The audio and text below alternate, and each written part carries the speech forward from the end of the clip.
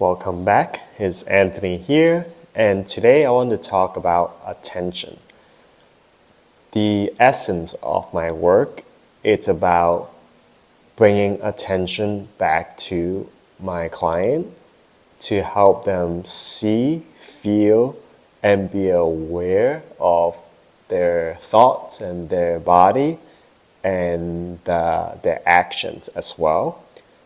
So attention requires to cultivate, right? And it's something that we don't practice as much anymore because our attention is being pulled away, especially with the use of social media and technological advancement, that there are so many different information and stimulus that we're getting. We're receiving so much in our external environment.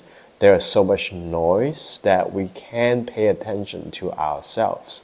So we're getting, energy spread all into different places. But we have to protect what's within us and to be in tune with ourselves, because that's how we can be clear in our mind and in our body to know what we actually need to be doing. So in strength training, right, it's easier to use it as a tool for someone to really pay attention to, the technique, how you lift and how you can change, because you're feeling something that's happening while you're doing the strength training. And at that moment, you feel more focused and you are paying attention to detail. So that's one way of practicing paying attention. To make a cup of coffee, you can pay attention to every single step and the detail of making the coffee. So you're paying attention to that.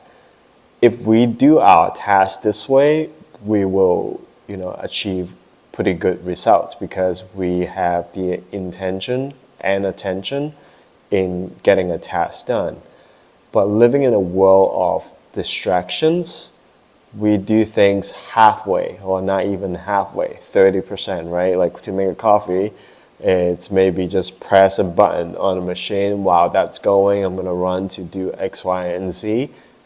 We just got pulled into so many different directions that we don't have the space for ourselves to pay attention to what we need at the moment.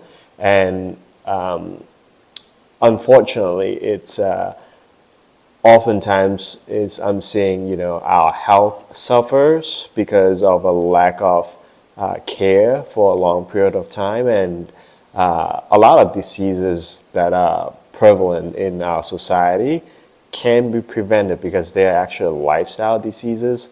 When it comes to cardiovascular disease and diabetes and even cancer, these are lifestyle diseases that have been accumulated for a long period of time. It's not something that happens overnight.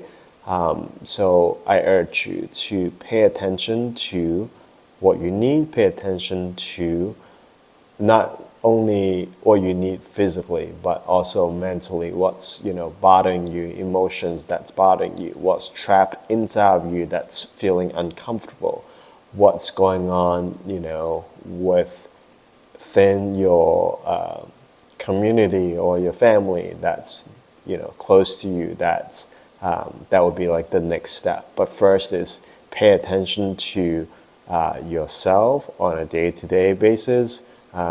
Have some space for yourself so then you can start to pay attention.